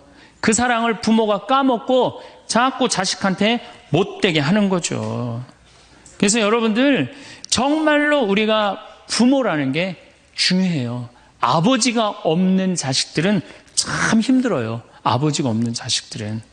여러분들 그 삼국 통일을 한 궁예, 왕건, 견우, 후백제 거기에 궁예 얘기를 좀 할게요. 궁예가요. 뭐 역사적으로 뭐 확실하진 않지만 47대나 48대 경문왕 아들이었대요. 이 셋 중에 제일 난 사람이에요. 왕건은 귀족 아들이고 견우는 평민 아들이야. 근데 궁예는 왕의 아들이었어요. 근데 아버지 없이 자랍니다. 아버지 없이 자라요. 아버지 없이 자라는 사람들은요, 심리학자들이 얘기를 하기에 1살서부터 3살 때까지 가장 중요하대요. 이때 아버지 엄마가 안아주고 뽀뽀해주고 엄마 아빠라고 그럴 때 격려해주고 기저귀 갈아주고 이럴 때 아이들은 뭐가 생기느냐 하면 신뢰심이 생긴대요. 세상은 믿을 만한 데다. 그리고 그냥 아이가 막 걸을 때 옆에서 박수 쳐주고 걸음 뛸 때 그럼 아이들이요 그 굉장히 심리적으로 안정감을 준다는 거예요. 그런데 이때 아버지가 없는 아이들은 심리적으로 굉장히 불안하다는 거예요. 여러분들 이 아빠가 아이들 이 목마 태워주면은 애들 좋아해요 안 좋아해요? 좋아하죠? 그런데 아빠 키가 1m 70이고 애가 50cm면 2m 20이에요. 그 꼭대기에 올라가고 또 애는 아빠 머리를 잡고 막 깔깔깔 까르르 넘어가지 않아요? 좋아갖고 아빠 머리를 잡고 걔는 무의식 속에 이런 생각을 갖는데요. 세상은 이렇게 높아도 믿을 만한 데다. 이 든든한 아버지가 있으니까. 그런 믿음이 생긴다는 거예요. 그런데 궁예는 그랬던 경험이 한 번도 없었던 거야. 그러니까 나중에는 사람을 의심을 하기 시작하는 거예요. 의심하기 시작하는 거예요. 그래갖고 나중에 관심법이라는 걸 개발해요. 그래갖고 네가 의심하는지 안 의심하는지 내가 안다. 그래갖고 그냥 신하들도 그냥 의심도 안 하는데 너 의심한다고 그러고 죽이고 결국 누구까지 죽여요? 자기 부인하고 아들까지 죽여요. 그리고 마지막으로 쓸쓸한 최후를 맞이해요. 신부님, 나는 우리 남편이 일찍 죽어갖고 우리 애들 그냥 혼자 키웠는데 너무 섭섭합니다. 아버지 없이도 훌륭하게 잘하는 사람 간혹 있어요. 그게 누구냐면 오바마가 아버지 없이 잘하잖아요. 할머니 손에서 얼마나 훌륭해요. 그렇죠? 그러나 일반적으로 보면은 그렇다는 거예요. 아버지가 굉장히 중요한데, 근데 슬픈 거는 우리나라는 아버지가 있어도 없는 것 같아요. 아버지가 있어도. 애는 학원 다니냐고 그냥 정신 팔려가고 아버지는 돈 번다고 해갖고 서로 사랑을 쌀 시간이 없는 거. 서로 사랑을 쌀 시간. 여러분들 자식들이 세상 살아가기 힘들다 하더라도 그 든든한 아버지가 있는 자식들은요, 극복해 나가요. 든든한 아버지가 있는 자식들은. 또 요한복음 17장 하느님 아버지와 얼마나 깊은 사랑으로 묶여 있는지 잘 보여주는 구절이 있어요. 아버지, 세상이 생기기 전에 제가 아버지 앞에서 누리던 그 영광으로 이제 다시 아버지 앞에서 저를 영광스럽게 해주십시오. 그리고 이어서 이렇게 말씀하십니다. 아버지, 아버지께서 제 안에 계시고 제가 아버지 안에 있듯이 그들도 우리 안에 있게 해주십시오. 난 이 구절을 보면요, 가슴이 떨려요. 여러분들 자식 중에 아버지한테 아버지 안에 내가 있고 내 안에 아버지가 있어, 이렇게 말하는 자식들이 있어요? 그런 고백을 할 수 있는 자식이 몇 명이나 될까요? 아버지 안에 내가 있고 내 안에 아버지가 있다. 예수님은 이렇게 아버지를 사랑했던 거예요. 의로우신 아버지, 세상은 아버지를 알지 못하였지만 저는 아버지를 알고 있습니다. 저는 그들에게 아버지 이름을 알려주었고 앞으로도 알려주겠습니다. 아버지께서 저를 사랑하신 그 사랑이 그들 안에 있고 저도 그들 안에 있게 하려는 것입니다. 예수님은 그 말씀을 하고 난 다음에 유다의 배반으로 붙잡히세요. 그러니까 예수님은 활동 시작할 때부터 아버지 얘기 시작해갖고 마지막 끝날 때까지 아버지 얘기한 거야. 아버지하고 이야기를 하는 거를 멈추지 않으십니다. 그리고 겟세마니 동산에서도 아버지와 끈끈한 사랑을 보여주시죠. 아버지, 하실 수만 있으시면 이 잔이 저를 비껴가게 해주십시오. 그러나 제가 원하는 대로 하지 마시고 아버지께서 원하시는 대로 하십시오. 요새 이런 아들이 어디 있어요? 제 뜻대로 말고 아버지 뜻대로 하세요. 이런 아들이 어디 있어요? 다 내 뜻대로 해달라고 그래요, 엄마 아버지가. 그렇죠? 근데 예수님은 하느님 아버지가 그렇게 기뻤던 거야. 맨 마지막에 아버지, 이 사람들을 용서하여 주십시오. 그리고 마지막으로 이런 말씀을 하십니다. 아버지, 제 영혼을 아버지 손에 맡깁니다. 그러니까 이 아버지와 철저한 끈으로 묶여 있었던 예수님은 그 마지막 제자들이 다 버리고 도망갔어도 그 아버지에 대한 사랑, 내 안에 아버지가 있고 아버지 안에 내가 있다는 그 기가 막힌 사랑으로 극복하시고 인류 구원의 문을 여신 거예요. 그렇다면 우리나라 아버지들도 이런 아버지가 돼야지. 자식들한테 이런 아버지가 돼야 되는데 이런 아버지가 과연 몇이나 있느냐. 저는 다행히 우리 아버지를 참 잘 만났어요. 전 참 아버지를 좋아해요. 나는 어렸을 때 추억이 아버지하고 매일 토요일날 일요일만 되면 산에 가갖고 도토리 따고 밤 줍고, 또 내가 망보고 아버지가 대추나무 올라가고 막 서리하고 막 이런 거 많이 했어요. 네. 그래갖고 막 걸려갖고 막 대추밭 주인한테 막 욕 먹으면 얘는 누구냐고 그러면 우리 막내 아들이라고 그러면 막내 아들 데리고 좋은 거 가르쳐 준다고 그냥. 그리고 어렸을 때 아버지하고 추억 중에 웅덩이가 있어요. 웅덩이. 거기에 퍼내면 그 미꾸라지. 그 진흙 안에 미꾸라지 그걸 잡아내는 정말 그런 추억들이요. 그러니까 지금도 80이 된 아버지를 보면 행복한 거예요. 그리고 시간만 되면 그 아버지 보러 가고 싶고. 그러니까 이제는 효도는 없어요. 뭐만 남아있어? 사랑만 남아있는 거예요. 추억만 남아있는 거예요. 자식하고 얼마나 좋은 시간을 많이 가졌느냐에 따라서 늙었을 때 안 외롭다는 거예요. 어렸을 때 자식하고 한 번도 놀아준 적이 없어. 10살 때까지 놀아줘야 된다는 거예요. 근데 10살 때까지 한 번도 놀아준 적이 없으면은 자식이 늙은 부모들 한 번도 같이 안 놀아준다 이거예요. 그러니까 늙어서 외로운 거는 자식이 못 돼서가 아니라 누가 싸놓은 업보야? 그렇죠. 그러니까 섭섭할 필요 없어요. 자, 그렇다면은 사랑이 없는 엄마, 사랑이 없는 아버지, 엄마도 없고 아버지도 없는 이 세대는 외로울 수밖에 없어요. 그리고 그들은 어차피 떠나게 돼 있어요.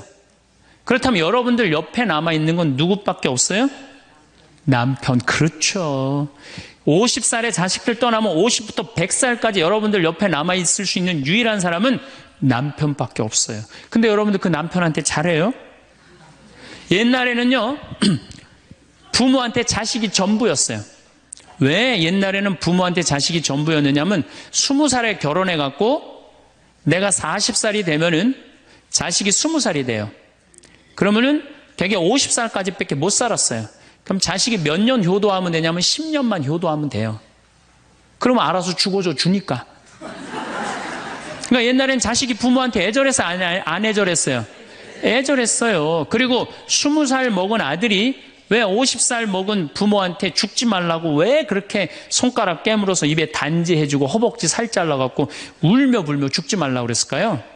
20살 된 이 아들은 동생이 17살, 14살, 11살, 8살, 5살, 2살 동생이 줄줄이 있는 거야. 근데 엄마 아빠가 지금 죽으면 이거 누가 키워야 돼? 자기가 키워야 되니까 죽지 말라고 그러는 거예요. 죽어도 이거 누구까지 다 키우고 죽어? 막내까지 키우고 죽어라 이거야. 근데 만약에 우리 엄마 아버지가 막내까지 다 키웠다? 그럼 엄마 아버지 나이가 60이 되는 거예요. 그래서 60까지 산 부모한테 너무 고맙다고 차려준 잔치가 환갑잔치예요. 근데 이 환갑 진갑 다 받아먹고 갈 생각을 해요 안 해요? 안 하잖아요. 이게 큰 문제예요. 그러니까 자식이 모시다가 지치는 거예요. 그러니까 부모 60, 70부터는요 부모 관심 없어요. 그러면은 50 넘어서는 누가 옆에 있어요? 남편밖에 없어요. 여러분들 지금 우리나라 100살 이상이 몇 명이냐면 2,500명이에요. 100살 이상이. 90세 이상이 몇 명이냐면 9만 명이에요. 80세 이상은 몇 명이냐면 80만 명이에요. 70세 이상은 몇 명이냐면 240만 명이에요. 그러니까 이제 안 죽어. 안 죽어요. 여기 죄송하지만 60세 넘으신 분들 손 들어보세요. 손 들어 괜찮아요. 이게 문제라는 거예요, 이게. 자식은 이미 떠나 있고 50 넘었고 60 넘어갖고는 누가 옆에 있어요? 남편밖에 없어요. 그러면은 자식한테 잘해야 됩니까? 남편한테 잘해야 됩니까? 남편한테 잘해야 돼요. 우리나라는요, 안사람, 바깥사람 제도가 있어요. 그래갖고 안사람은 집에서 애 놓다 죽고 바깥사람 바깥에서 돈 벌다 죽었어요. 근데 이게 의술이 좋고 영양이 좋고 고생을 안 하다 보니까 바깥사람이 50이 넘어도 안 죽는 거야. 안 죽어갖고 직장에서 쫓겨나갖고 집안에 들어와서 안사람이 돼버려요. 딱 안방에 이제 들어앉아 있는 거죠. 예. 근데 집안에 들어와갖고 부인 일을 도와주면 좋은데 도와줘요 안 도와줘요? 안 도와주고 그냥 할 일 없으니까 마누라 하는 일 챙겨내 안 챙겨내요? 챙겨내죠? 이게 미치는 거지 그때부터. 젊었을 때는 맛있는 거 차려놓고 여보 일찍 들어와 그래도 생전 안 들어오더니 이제 50 넘어서는 굳이 집에 안 들어와도 되는데 때 따라 철 따라 집에 들어오네. 그러니까 여러분들이 자식들 품에 안하고 키울 때는 외로운지 몰라요. 그렇죠? 근데 자식 떠나고 나면은 체인징 파트너를 해요. 이쁜 자식은 떠나고 쭈글쭈글한 남편이 돌아오는 거야. 그런데 50부터 110살까지 살려면은 젊었을 때 같이 여행 다니는 추억도 있어야 되고 젊었을 때 사랑도 쌓여 있어야지 50 넘어갔고 100살까지 그 추억 먹고 살 거 아니에요. 근데 그런 추억이 하나도 없어. 그 50 넘어갖고 와갖고 그냥 잔소리만 하고 그냥 그러면은 그 남편이 싫은 거예요. 그러니까 서로 한 집에 살지만은 각방 따로 쓰고 외롭게 사는 거죠. 그래도 여러분들은 괜찮아요. 여러분들은, 우리 신부들은요 진짜 불쌍해요. 생각을 해봐요. 20살에 신학교 들어갔어요. 그래서 30에 신부 돼요. 그래갖고 옛날엔 75세 은퇴였어요. 75세 은퇴. 75세는 그래도 괜찮았어요. 은퇴하고 그냥 거의 바로 이제 세상 떠나시니까 요즘 70세로 은퇴가 내려왔어요. 그리고 이제 65세로 내린대요. 65세 은퇴해도 된다. 이렇게 내린대. 왜? 서울교구 우리 보좌 신부님들 뭐 10년, 12년, 13년 하잖아요. 그러니까 빨리 은퇴할 사람 빨리 하고 보좌들 빨리 본당 내보내야 되니까 빨리 은퇴해라 이거야. 그러면은 65세부터 은퇴해갖고 우리 부관장 신부는 110살까지 산단 말이야. 그러면은 20살에 신학교 들어갖고 65세까지 45년 혼자 살아. 그래갖고 65세 은퇴해갖고 110살까지 또 혼자 살아. 45년, 90년 혼자 사는 거야. 그래서 나는 우리 신부님들 은퇴시키는 거 반대하는 신부예요. 65세 은퇴시켜갖고 다시 보좌 신부로 발령을 내라. 보좌 신부로 발령을 내갖고 아니 고해성사 듣게 하면 되잖아요. 얼마나 여러분들 속에 있는 얘기 하고 싶은 거 많아요. 그렇죠? 그럼 고해성사 듣게 하고 또 굳이 신부님들 65세 넘어가고 강론 안 해도 돼요. 미사 없는 강론하게 하면 되잖아. 강론하라 그러면 또 헨소리 또 하고 헨소리 또 하고 그러실 수 있으니까 얼마나 좋아. 차라리 65세에 은퇴시킬 거면 아예 60에 은퇴를 시켜서 장가를 그냥 보내라. 늙어선 좀 안 해롭게. 농담이에요, 농담. 우리보다는 여러분들이 훨씬 덜 외롭다는 거예요. 그렇지 않아요? 여러분들 남편도 있고 자식도 있고 손자도 있잖아요. 그러면 그 소중한 사람들한테 사랑하면서 살아야지. 우린 사랑할 사람도 없는데 여러분 사랑할 사람이 있잖아요. 그럼 조금만 내가 잘하면 되는데 그게 안 되는 거예요. 우리나라 여자들이요. 이 세상이 너무너무 여자 살기 좋은 세상이 돼갖고 여자들이 지금 뭐가 뭔지도 모르고 살아요. 집에서 남편들 여러분들 남편들이 200만 원, 300만 원 벌어갖고 돈 갖다 주잖아요. 여러분들 길 지나가다 보면은 여러분들 10,000원 주는 사람 있어요? 지나가는 남자가? 없죠? 남편은 200만 원, 300만 원 한 달 뼈 빠지게 갖고 갖다 주잖아요. 그럼 잘해줘야 될 거 아니야.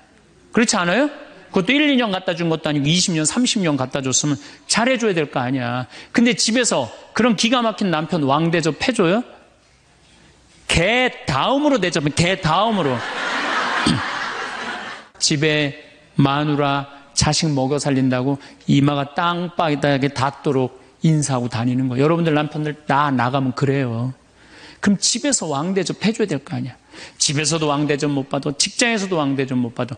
어디 가면 왕대접 받아요. 룸사롱 가면 왕대접 받아요. 룸사롱 가면은 막 그냥 가슴이 볼랑말랑한 옷 입고 그냥 여자들이 그냥 허벅지 뜯어진 치마 입고 그냥 머리도 그냥 생머리 싹 하고 그냥 사장님 오셨느냐고 그냥 팔짱도 끼고 그냥 술도 따라주고 그냥 또 그냥 안주 드시라고 그냥 땅콩 오징어 말아갖고 입에 막 넣어주고. 얼마나. 그러니까 30만 원, 40만 원 쓰는 게 안 아까운 거예요. 대한민국의 룸사롱으로 남자를 몰아내는 건 누가 몰아내는 거냐? 여자들이 난 몰아낸다고 생각해요. 여자들이. 마누라라는 게 아침에 출근할 때 보면 막 사자머리를 해갖고 막 귀신 눈을 해갖고 그냥 여보 다녀와 그냥 다녀오게 하고 난 다음에 다녀오라고 그래야지. 예쁘게 차려입고 문 입구에서 여보 다녀와. 그러면 내가 이렇게 이쁜 마누라 있는 집에 돌아와야 돼. 그런 마음으로 나가서 일할 거 아니에요. 사자머리 밥도 제대로 안 챙겨주고 그냥 다녀오라고 그러고. 또 대한민국 남자들은 또 착해요. 또 다녀오랜다고 저녁에 여보 나 다녀왔어. 근데 아직도 그냥 사자머리를 하고 그냥 텔레비 보고 앉아있으면 어느 남자가 집에 들어가고 싶겠어요. 그렇지 않겠어요? 그래서요, 사람은요, 부부는요, 사는 맛이 있어야 돼요. 사는 맛이. 50이 넘으면요, 남자가 테스토스테론은 없고 에스트로겐만 있어요. 여성 호르몬이 자꾸 나와요. 그래서 성적인 능력이 사라져요. 성적인 능력이 사라지니까 50 넘은 남자들은 무슨 낙으로 사느냐면 먹는 낙으로 사는 거예요. 먹는 낙으로. 그냥 50만 되면 말하는 거 좋아하고 먹는 거 좋아한단 말이야. 근데 이 남자는 50이 넘으면 먹는 걸 좋아하는데 50이 넘은 여자는 이 세상에서 제일 하기 싫은 게 밥이야, 밥.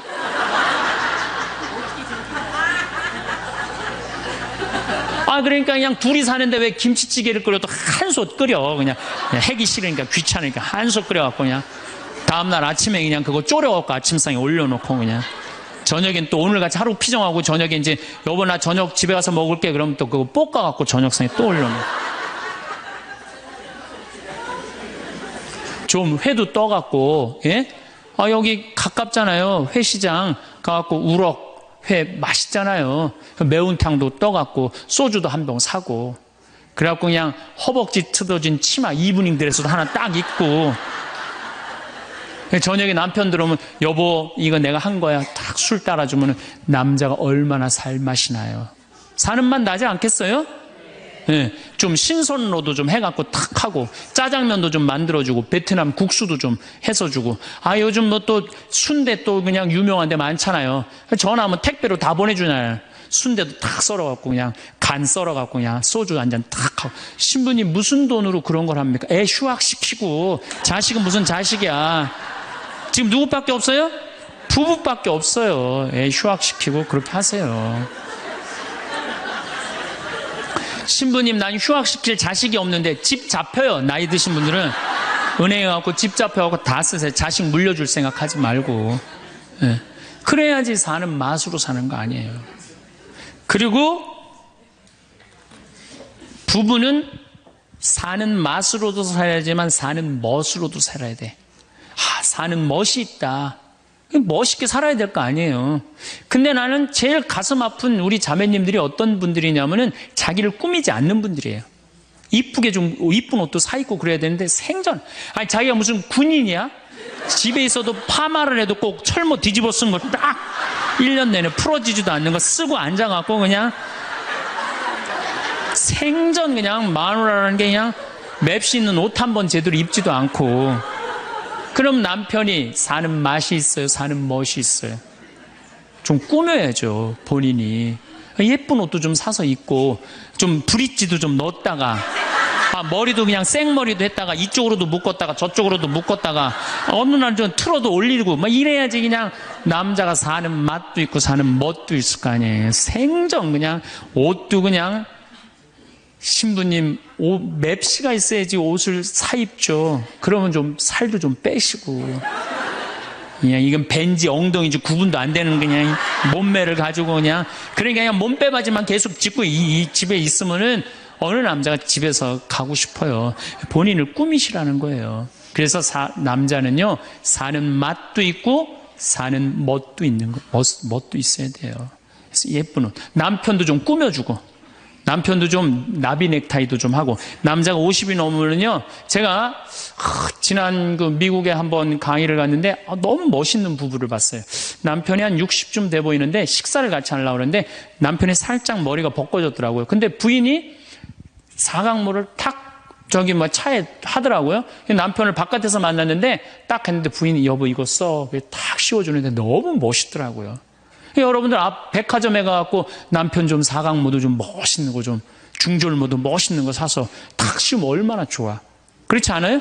옷도 이제 50이 넘으면요 단색을 입어야 돼요.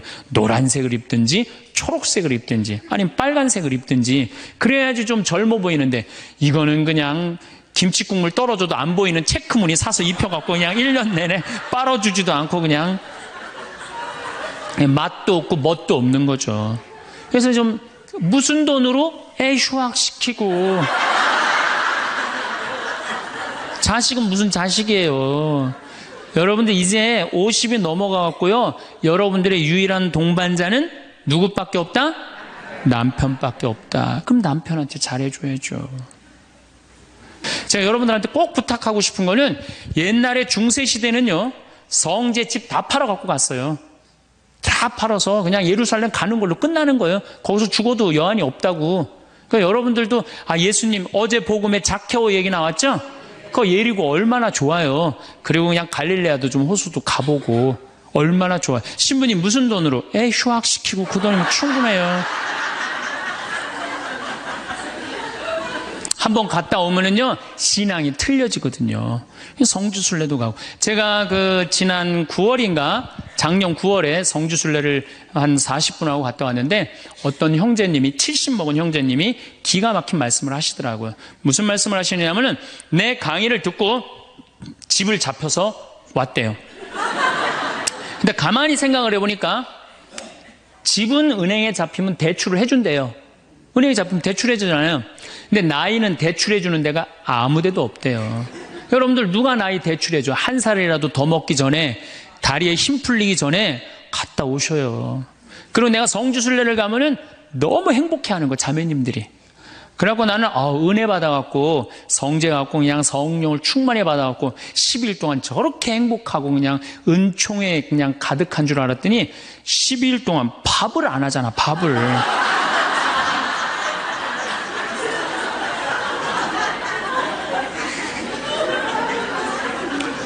남편, 부부는 맛도 있고 멋도 있어야 되지만 기도 살려줘야 돼. 남편 기도 살려줘야 돼요. 아니 50이 넘어갖고 남편 기 살려줄 사람이 직장에서 기가 살겠어요? 사회에서 기가 살겠어요? 본인이 기가 살겠어요. 유일하게 기 살려줄 수 있는 사람은 누구밖에 없어요? 부인밖에 없어요. 부부가 50이 넘으면요, 자식들 떠나고 둘만 덩그랗게 집에 남아서 50년을 같이 살아야 돼요. 말을 정말로 남편 즐거운 말, 남편 좋은 말, 우리 남편 아직도 알통 튼튼하다, 우리 남편 아직도 어깨가 그냥 대유평 평야 같다, 이런 말 해주는 게 중요한 거예요. 그런데 그냥 말을 진짜 못해. 내가 2000년 역사상 말 진짜 못하는 놈 한 놈 알고 있어요. 어떤 놈 진짜 말 못하느냐면은 십자가상, 예수님 십자가 위에 매달렸을 때 왼편의 강도, 진짜 말 못하는 놈이에요, 그놈. 이제 십자가 매달렸어. 너무 아파. 자기도 이제 죽기 일보 직전이고 옆에 구세주라는 사람도 옆에 있단 말이야. 그냥 이 사람이 막 분이 치밀었나 봐요. 야, 네가 무슨 구세주냐? 네가 구세주라면 너도 살리고 나도 살려봐라. 너도 죽는 주제에 무슨 구세주냐? 막 욕을 해댄 거예요. 그러니까 예수님이 그냥 매달려갖고 아파 죽겠는데 이놈이 이상한 소리 하니까 대꾸도 안 해요. 대꾸도 안 해. 성서 보면은 그냥 가만히 계세요. 근데 내가 2000년 역사상 진짜 말 잘하는 사람 한 사람 알고 있어요. 그게 누구냐면 오른편 강도예요. 얼마나 말을 잘하느냐면은 그렇게 얘기를 하니까 이 왼편에 있는 강도를 혼내요. 야, 이놈아, 니놈하고 나는 죽어도 싸. 강도짓을 했으니까. 근데 저분이야말로 무슨 죄가 있어. 가난한 사람, 병든 사람 함께 해주고 인간 사랑하신 분인데, 그리고 이 강도가 한마디 해요. 주님, 마지막 날에 저를 기억해 주십시오. 그러니까 그냥 예수님이 왼편에 있는 놈한테는 대답도 안 하던 예수님이 그렇게 아파도 오른편에 있는 강도한테 한마디 해요. 너야말로 오늘 나와 낙원에 들 것이다. 이 말 한마디 잘한 바람에 그냥 예수님하고 1호로 천당에 올라간 사람 아니야. 그렇지 않아요? 루카복음 23장에 나오는 얘기예요. 루카복음에. 그러니까 여러분들 남편 칭찬을 해주세요. 남편. 얼마 전에 제가 우리 동창 신부 아버님이 돌아가셔서 장례미사를 갔는데 마침 그날 어떤 동탄에 있는 본당 총회장님이 은퇴 신부님 10분을 초대해갖고 식사, 보고 초대를 했어요. 부인이 보고 요리를 할 줄 알아갖고. 그래갖고 이제 그 집에 가고 보고를 먹는데, 신부님들, 은퇴 신부님들 보니까 머리가 다 벗겨진 거야, 다. 머리가 다 벗겨져갖고 있더라고요. 근데 내가 그날 마침 이제 장례미사를 해갖고 우리 주교님을 뵀는데, 우리 주교님은 그래도 머리가 많이 나셔갖고 모자를 앞에다 쓰신 거야. 그래갖고 참 보기가 좋더라고요. 주교님이 아주 얼굴이 하얀이 선비같이 생기셨거든요. 그래서 내가 저녁 먹으면서 신부님들은 이렇게 머리가 벗겨졌는데 우리 주교님은 아직도 머리가 나셔갖고 모자를 앞에다 쓰는데 참 보기 좋더라고. 그랬더니 은퇴 신부님 10분이 황 신부 주교님한테 가갖고 샴푸 뭐 쓰는지 좀 알아봐 달라고 막 그러더라고요. 그런데 우리 식사를 한 총회장님, 그 동탄의 총회장님이, 신부님, 저는 40부터 머리가 완전히 벗겨졌는데 한 번도 머리 벗겨진 것 때문에 스트레스 받은 적이 없다는 거예요. 그게 무슨 소리냐? 그랬더니 자기 부인이 40에 본당 사목 임원이었는데 사목회를 하고 집에 들어오면 막 짜증을 내고 들어온대요. 그 문을 열고 딱 한다는 부인이 첫 입을 열어서 하는 소리가 답답해 죽을 뻔했다고. 여보, 사목회가 그렇게 답답해? 그러면 그 부인이 그러는데, 여보, 나는 사목회의를 하는데 60이 먹은 그 본당의 회장님들이 머리가 빽빽하게 꽉 차 있으면은 그 머리를 보고 회의를 하면 가슴이 답답하다는 거야. 그리고 이제 자기 남편을 보고, 머리가 완전히 대머리인 남편을 보고 한마디 한대요. 이제야 가슴이 뻥 뚫린다고. 이게 얼마나 남편을 기를 살려주는 말이에요. 그렇지 않아요? 그러니까 여자는 맛도 있고 멋도 있고 누구 기도 살려줘? 남편 기도 살려줘야 되는 거예요. 부처님은요 7종류의 아내가 있다고 그래요. 첫째, 남편을 죽이는 아내가 있대요. 더러운 마음을 가지고 남편에 대한 사랑이 없고 남편을 업신여기는 아내. 아내가 권력 있으면 남편이 모든 것을 참고 침묵하기 때문에 그 참느냐고 빨리 죽는데요. 남편을 죽이는 아내가 있대요. 두 번째는 도둑과 같은 아내가 있대. 남편이 힘들게 돈 벌어 갖고 오면은 그거 그냥 막 써갖고 그냥 살림살이 엉망으로 하는 아내. 도둑과 같은 아내. 셋째, 주인과 같은 아내. 주인 행세하는 거죠. 그래갖고 그냥 자기는 일 안 하고 남편 막 시키는 주인과 같은 아내가 있고. 그 다음에 네 번째는 어머니와 같은 아내가 있대요. 항상 남편을 사랑하며 자식 대하는 것처럼 남편을 보호해주는 아내가 있대요. 그 다음에 누이 동생과 같은 아내. 남편을 섬기기를 다하고 자매와 같은 귀여움을 떨고 애교를 떠는 그런 누이 동생과 같은 오빠 오빠 하면서 그런 아내가 있다는 거예요. 그 다음에 친구 같은 아내가 있다는 거예요. 직장에서 마치고 피곤해서 돌아오면은 남편을 반가이 맞이해주고 술 한잔을 하면서 하루를 이야기를 나누는 친구 같은 아내. 그 다음에 이건 시대에 좀 안 맞지만은 종과 같은 아내, 남편을 극진히 섬기는 아내가 있다는 거예요. 여러분들은 이 7번째 중에 몇 번째에 들어가세요?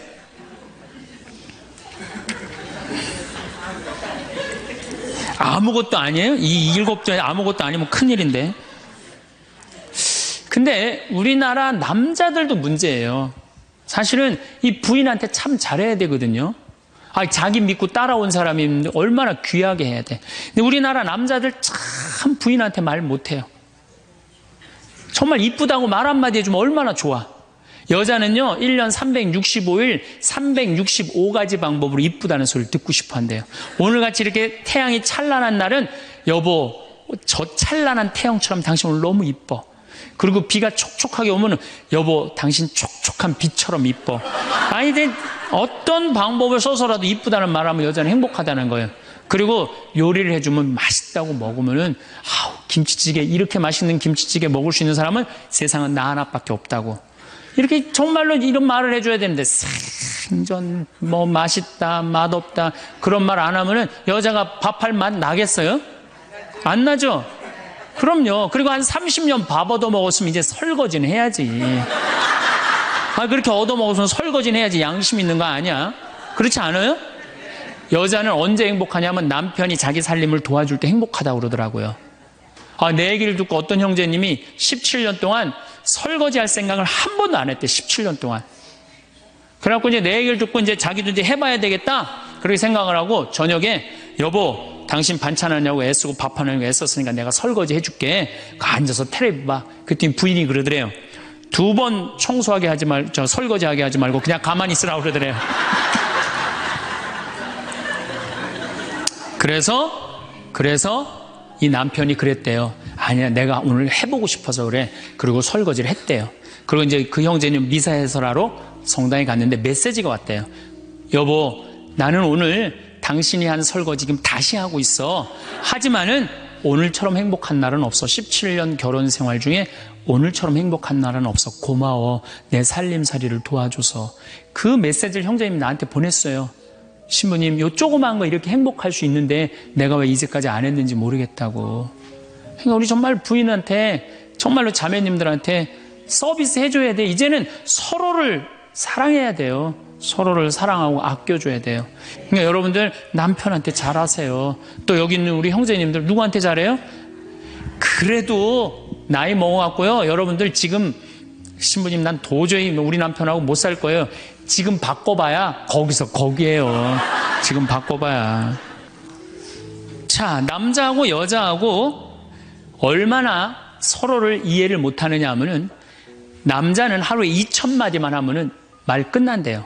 근데 여자는 하루에 6,000마디를 해야 된대요. 그러니까 여자가 훨씬 말이 많은 거죠. 남자는 직장에 갔다 오면 할 말 끝난 거예요. 집에 할 말이 아무것도 없는 2,000마디 이미 다 했는데 할 말. 남자로 사람으로서 할 말 끝났는데 뉴욕의 게리 머카스라는 교수가 이 통계를 냈어요. 그래갖고 여자는 이제 남자가 이제 남편이 이제 집에 들어올 때만 기다리는 거야. 뭐 이웃집 아줌마 얘기도 하고 싶고 본당시 뭐 욕도 하고 싶고 막 그래갖고 기다리고 있는데 남편이 들어와서 여보 그 집 남편은 그렇게 힘들게 돈을 버는데 여자는 맨날 찜질방 다니고 그냥 밍크코트 입고 다니고 정신 나간 여자라고. 그럼 남편은 할 얘기가 없는 거야. 쓸데없는 소리 하지 말고 밥이나 내놓으라고. 그럼 여자는 미치는 거예요. 진짜 괜찮은 남자들은 어떤 남자들이냐면은 아, 그래, 여보? 아, 그럼 안 되지. 부인이 살림을 잘 살아야지. 남자가 그렇게 고생을 하는데 추임새를 넣어주고 속으로 외우세요. 500마디, 1000마디, 2000마디. 그래갖고 딱 속으로 4000마디 딱 끝나면 여보 이제 자자. 이래야지 이 남자는 후환이 없는 남편이에요. 여자 말을 들어줘야 돼요. 예, 그래서 남자고 여자하고 틀린 점이 이거야. 반대로 우리 자매님들은 여자는 흥분을 하면 5분이면 흥분이 끝난대요.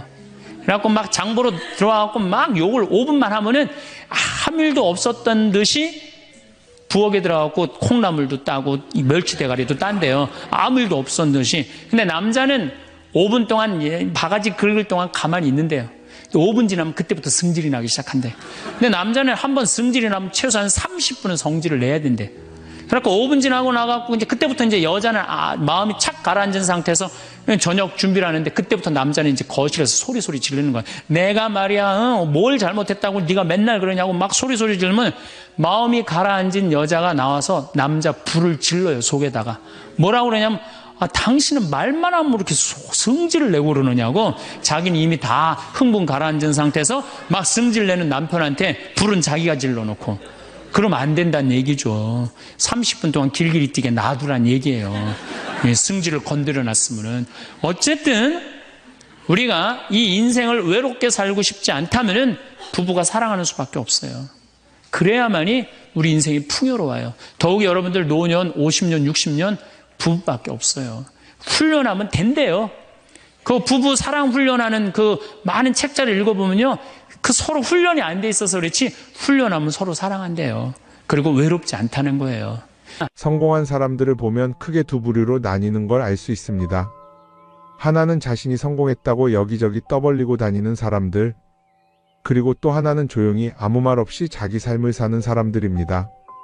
우리는 흔히 성공을 하면 자연스럽게 자랑하고 싶어질 거라고 생각하죠. 좋은 차를 사고 비싼 시계를 차고 SNS에 멋진 사진을 올리고 싶을 겁니다. 왜냐하면 그렇게 하면 남들이 나를 더 인정해 줄 거라고 믿으니까요. 하지만 현실은 그렇지 않습니다. 오히려 진짜 성공한 사람들은 그렇게 행동하지 않습니다. 왜냐하면 보여줄 필요가 없기 때문입니다. 돈이 많다고 높은 자리에 있다고 유명하다고 해서 굳이 그걸 드러낼 필요는 없습니다. 그걸 아는 사람들은 이미 알고 있고 모르는 사람들은 알 필요가 없죠. 그런데도 굳이나 성공했다고 떠드는 사람들이 있습니다. 그런 사람들은 왜 그럴까요? 간단합니다. 그 사람들은 사실 그렇게까지 성공한 게 아니기 때문입니다. 우리는 종종 SNS에서 성공한 사람들을 봅니다. 해외여행을 가고 고급 레스토랑에서 밥을 먹고 멋진 차를 타고 다니는 모습? 그런데 가만히 보면 그런 걸 보여주는 사람들은 언제나 뭔가를 팔고 있습니다. 강의를 팔든 자기 브랜드를 홍보하든 아니면 단순히 자기 자존감을 유지하려고 하든 간에 결국 목적이 있는 거죠. 진짜 부자들은 그렇게 하지 않습니다. 오히려 조용히 아무도 모르게 자기 일을 합니다. 왜냐하면 자랑해서 얻을 게 없기 때문입니다. 오히려 괜히 잘난 척했다가 사람들에게 이용당하거나 시기와 질투를 받거나 쓸데없는 오해를 사는 게 더 피곤합니다. 이건 단순한 돈 이야기가 아닙니다. 사회적인 성공을 이룬 사람들도 마찬가지입니다. 진짜 실력 있는 사람들은 자기 실력을 굳이 떠벌리지 않습니다. 왜냐하면 그럴 필요가 없으니까요. 자기 분야에서 최고라면 사람들이 먼저 알아서 찾아옵니다. 반대로 실력이 부족한 사람일수록 자기를 포장하려고 애씁니다. 우리가 흔히 듣는 말이 있죠. 빈수레가 요란하다. 이 말이 괜히 있는 게 아닙니다. 정말 내실이 있는 사람들은 굳이 시끄럽게 굴지 않습니다. 반대로 겉만 번지르르한 사람들은 자기가 얼마나 대단한지 떠들고 다닙니다. 이걸 좀 더 현실적인 예로 들어볼까요? 동창회에 나가면 꼭 이런 사람이 있습니다. 옛날에는 별거 아니었는데 갑자기 잘 됐다고 나타나서 자기가 얼마나 성공했는지 자랑하는 사람. 처음에는 다들 와 대단하다 하고 들어주지만 시간이 지나면 어떨까요? 대부분 속으로 이렇게 생각할 겁니다. 저 사람 뭐 저렇게까지 티를 내? 결국 그런 사람은 점점 멀어지게 됩니다. 반면에 정말 성공한 사람들은 조용합니다. 굳이 자기가 어떻게 살고 있는지 설명하지 않죠. 그런 사람들은 오히려 주변에서 먼저 알아보고 자연스럽게 존경을 받습니다. 그게 진짜 성공입니다.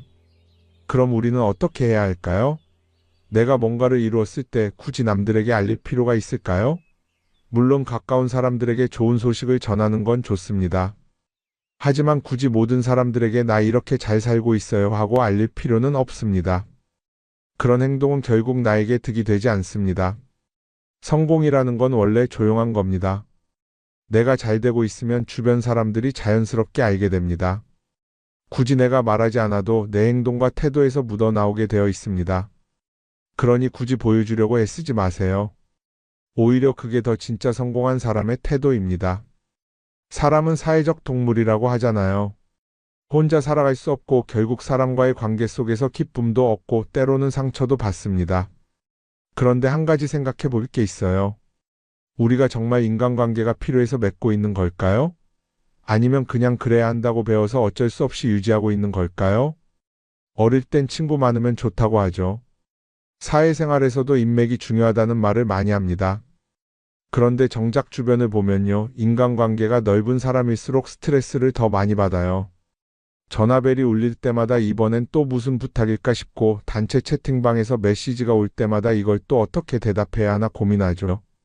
관계가 많아질수록 책임과 피로도 함께 늘어나는 겁니다. 어떤 사람들은 인간관계를 줄이면 외롭지 않겠냐고 해요. 그런데 가만히 생각해보면 진짜 외로움을 느끼는 순간이 언제인지 아세요? 오히려 불필요한 인간관계 속에 있을 때입니다. 같이 밥을 먹고 얘기를 나누는데도 뭔가 허전하고 대화가 컥 돌고 속마음을 나누지도 못할 때, 그럴 때 우리가 더 외롭다고 느끼죠. 그렇다고 당장 인간관계를 다 끊어버릴 순 없겠죠. 하지만 적어도 내가 정말 소중하게 여겨야 할 관계와 그냥 관성적으로 유지하는 관계는 구분할 필요가 있습니다. 예를 들어 매번 나한테 부탁만 하고 정작 내가 어려울 땐 연락 한 번 없는 사람. 내가 실수하면 뒷담화를 하면서 내 앞에서는 웃는 사람. 이런 관계를 굳이 계속 이어갈 이유가 있을까요? 가끔은 이런 경험도 있을 거예요. 우연히 어떤 사람과 친해졌는데 만난 지 얼마 되지도 않았는데 너무 많은 걸 털어놓는 사람들 있죠. 자기 속사정부터 가족 문제, 직장 고민까지 쏟아내는 사람들. 이런 경우 두 가지의 가능성이 큽니다. 하나는 그냥 감정적으로 의존할 사람이 필요해서일 수도 있고 또 하나는 내가 믿을 만한 사람인지 떠보는 걸 수도 있어요. 어떤 경우든 이런 관계는 오래가기 어렵습니다. 사실 친밀함이라는 건 시간이 필요한 법이에요. 적당한 거리를 두고 천천히 서로를 알아가야 하는데 초반부터 급격하게 가까워진 관계는 쉽게 무너지는 경우가 많습니다. 처음엔 친하다고 생각했는데 어느 순간 사소한 일로 틀어지고 결국 남보다 못한 사이가 되는 거죠. 그러면 인간관계를 어떻게 해야 할까요? 답은 간단합니다. 억지로 맺지 말고 굳이 유지하려고도 하지 않는 거예요. 내가 편한 관계라면 자연스럽게 이어질 것이고 그렇지 않다면 서서히 멀어질 겁니다. 그리고 그걸 억지로 붙잡지 않아도 괜찮습니다. 관계를 유지하는데 에너지를 쓰기보다는 정말 소중한 관계에 집중하는 게 더 낫지 않을까요? 어떤 사람은 내가 인간관계를 줄이면 나중에 나 혼자 남는 거 아니냐 걱정하기도 해요. 그런데 생각해보면요, 진짜 나를 위하는 사람은 많지 않아요. 인간관계를 줄인다고 해서 완전히 혼자가 되는 게 아닙니다. 오히려 불필요한 관계를 정리하고 나면 남아있는 관계들이 더 단단해지고 가치 있게 느껴질 겁니다. 예전엔 인맥이 자산이라는 말을 많이 했어요. 그런데 요즘은 꼭 그렇지도 않죠. 오히려 불필요한 인간관계가 많으면 그게 짐이 될 수도 있어요. 적당한 거리, 적당한 선. 이걸 잘 지키는 게 결국엔 가장 편한 인간관계를 유지하는 방법 아닐까요? 한번 곰곰이 생각해 보세요. 지금 내 주변에 있는 사람들 중에서 내가 정말 편하게 만날 수 있는 사람이 몇 명이나 되는지, 내가 억지로 맞춰주고 있는 관계는 없는지. 관계를 줄이면요, 외로워지는 게 아니라 오히려 더 자유로워집니다. 그리고 자유로워진 만큼 내 인생에서 정말 중요한 것에 집중할 수 있게 됩니다. 인간관계 너무 많은 걸 신경 쓰다 보면 정작 중요한 걸 놓칠 수 있어요. 그러니까 이제는 한 번쯤 정리해보는 것도 나쁘지 않을 겁니다.